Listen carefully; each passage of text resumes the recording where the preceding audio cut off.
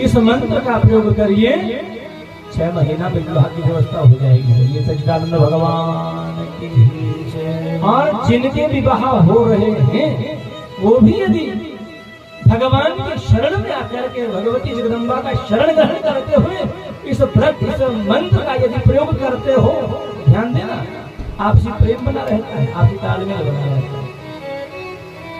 कात्यायनी महामाये महायोगिन्यधीश्वरी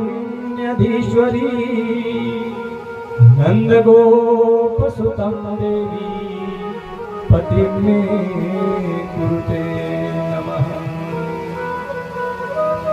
सभी गोपियां कात्यायनी का व्रत करती और व्रत करते हुए मां कात्यायनी से क्या मांगती है? ये नंद का छोरा पति रूप में प्राप्त हो जाए। ये जगदम्बा महामाया की जय। गोपियां व्रत तो करती है, सुबह सुबह 4 बजे उठ करके यमुना जी में स्नान भी करती है, पर एक गलती करती है। भगवान कृष्ण ने गोपियों से कहा, हे गोपियों, जानता तुम कात्यायनी का व्रत करती हो और सुबह सुबह 4 बजे यमुना में स्नान करती हो, और मैं भी जानता हूँ कि तुम मुझे पति रूप में प्राप्त करना चाहती हो, जानता हूँ, पर हे गोपियों, तुम एक गलती करती हो। सुबह सुबह जो तुम यमुना जी में नग्न स्नान करती हो, अच्छी बात नहीं है। अर्थात भगवान कृष्ण शिक्षा देते हैं कि कभी भी नग्न स्नान नहीं करना चाहिए। चाहे आप बाथरूम में नहा रहे होते हो, चाहे आप किसी सरोवर पर स्नान करते हो, किसी तीर्थ पर स्नान करते हो, कहीं भी स्नान कर लो, पर कभी भी नग्न स्नान नहीं करना चाहिए। शरीर पर कोई ना कोई वस्त्र होना चाहिए।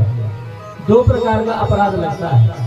जब हम लोग नग्न स्नान करते हैं, कोई पर पुरुष आ जाए, पर स्त्री आ जाए, बेइज्जती की बात।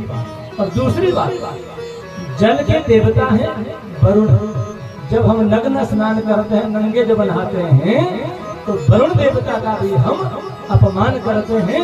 इसलिए कभी भी कहीं भी बोले हम तो बाथरूम में नहाते, कौन देखता है? जल का जो देवता है वरुण, तो उसका अपमान हो जाता है। इसलिए कभी भी नग्न स्नान नहीं करना चाहिए। भगवान कृष्ण ने गोपियों को समझाया, तुम कात्यायनी का व्रत करती हो, पति रूप में मुझे प्राप्त करना चाहती हो, पर नग्न स्नान करती हो, गलत बात है।